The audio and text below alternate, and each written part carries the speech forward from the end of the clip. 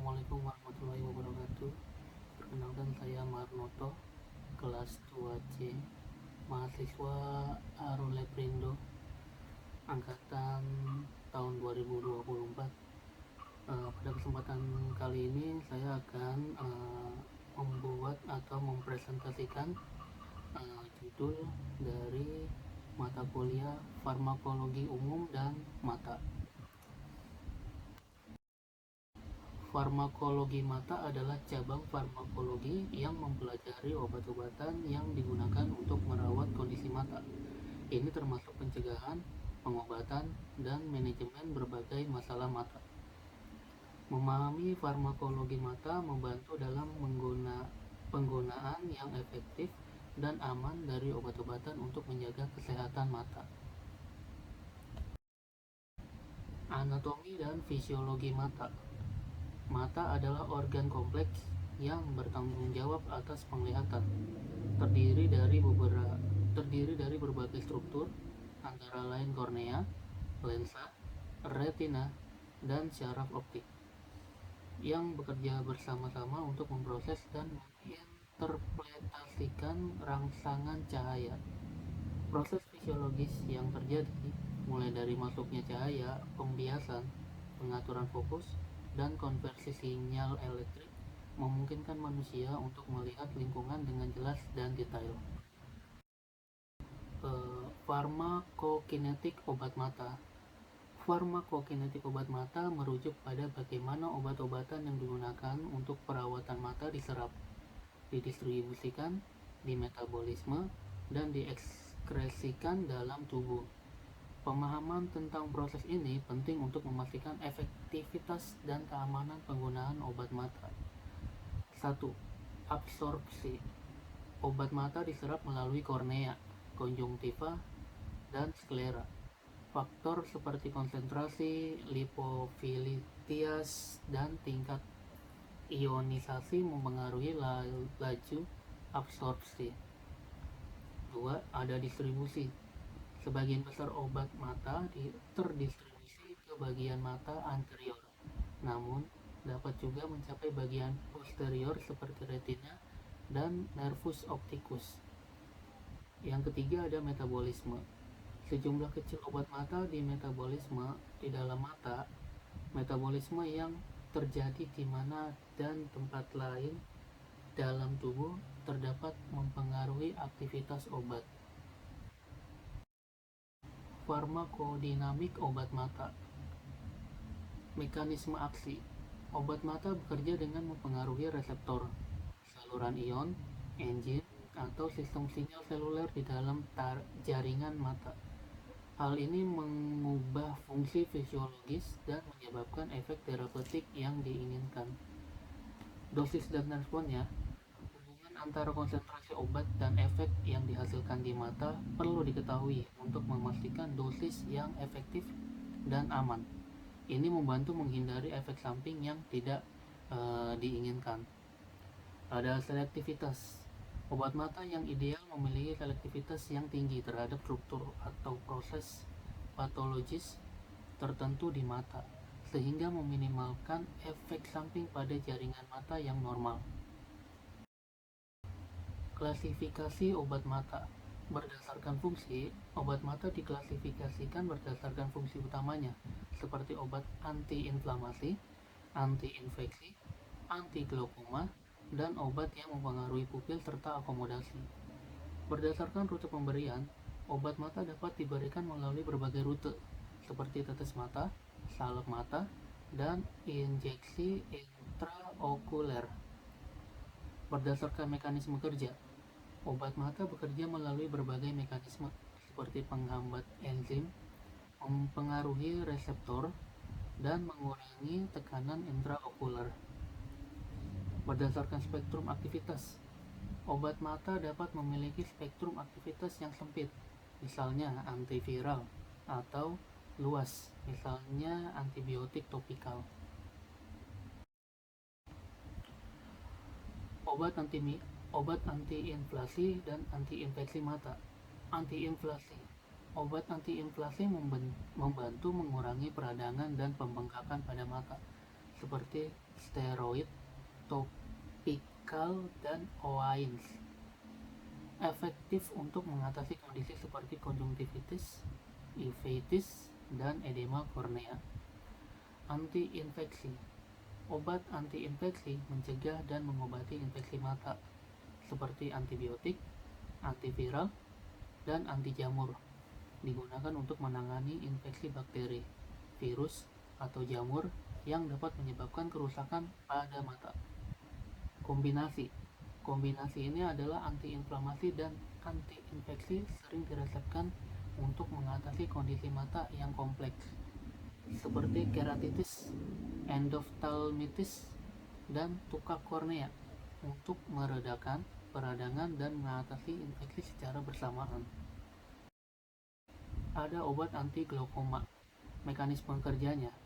Obat anti glaukoma bekerja dengan menurunkan tekanan intraokular melalui berbagai mekanisme seperti mengurangi produksi cairan akuos, meningkatkan aliran keluar cairan akuos, atau kombinasi keduanya. Dari kategori obat, golongan obat anti glaukoma mencakup beta blocker, analog prostaglandin, inhibitor anhidrase karbonik, agonis alfa 2, adrenergic, dan myositik. Aplikasi klinisnya. Obat anti glaukoma digunakan untuk mengelola berbagai jenis glaukoma, seperti glaukoma sudut terbuka, glaukoma sudut tertutup, dan glaukoma sekunder. Berikut adalah salah satu obat pupil dan akomodasi. Obat yang mempengaruhi pupil dan akomodasi mata bertujuan untuk mengatur ukuran pupil dan kekuatan akomodasi lensa. Contohnya adalah obat-obatan midriatika yang melebarkan pupil dan obat-obatan myositika yang menyempitkan pupil. Obat midriatika digunakan untuk pemeriksaan mata, operasi, atau menghentikan spasme. Akomodasi. Obat myositika digunakan untuk mengobati glaukoma dan memudahkan pemeriksaan fundus. Proparacaine hydrochloride ophthalmic. Proparacaine hydrochloride ophthalmic solution adalah anestesi lokal dengan kerja cepat yang sesuai untuk penggunaan ophthalmic. Dengan satu tetes, awitan anestesi dimulai dalam 30 detik dan berlanjut selama 15 menit atau lebih.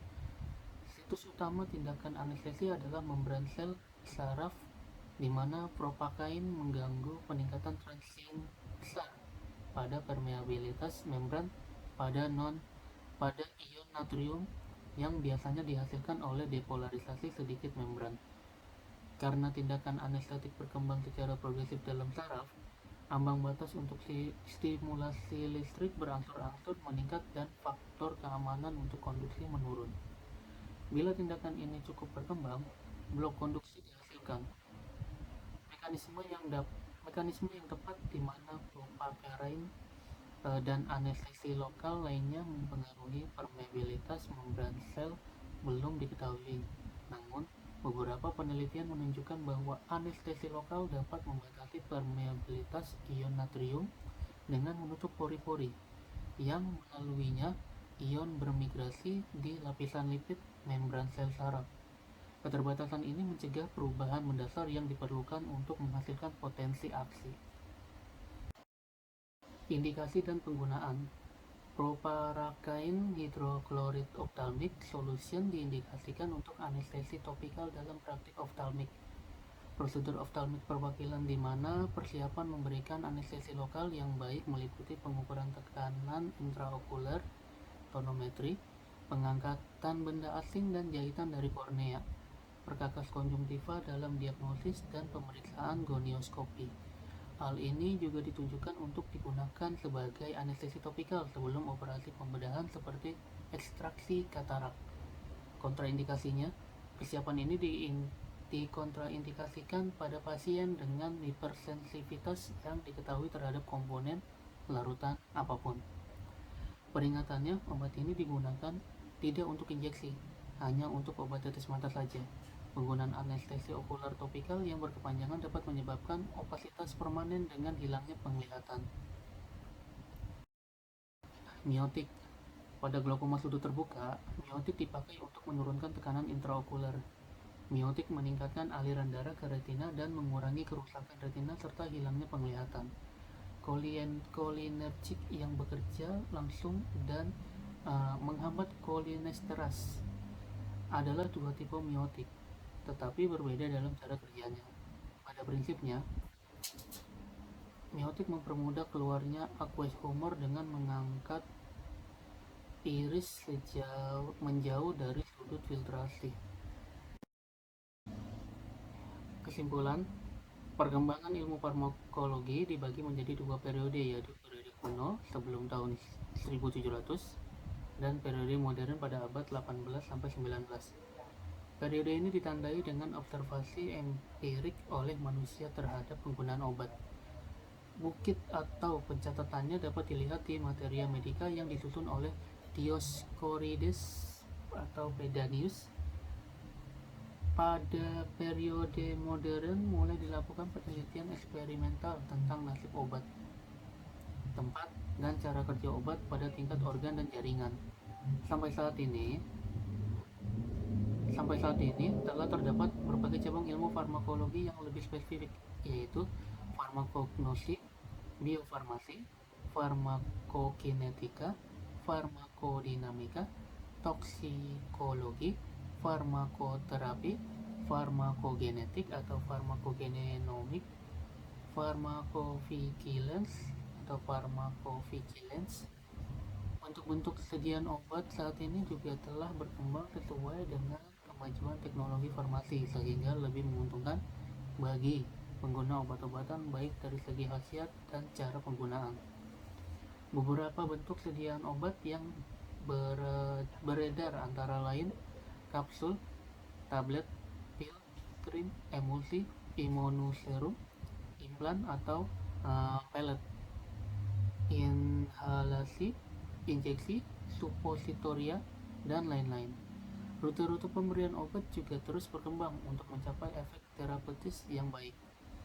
Rute-rute pemberian obat untuk mencapai efek sistemis antara lain oral, oromukosal, injeksi, implantasi, rektal, dan transdermal.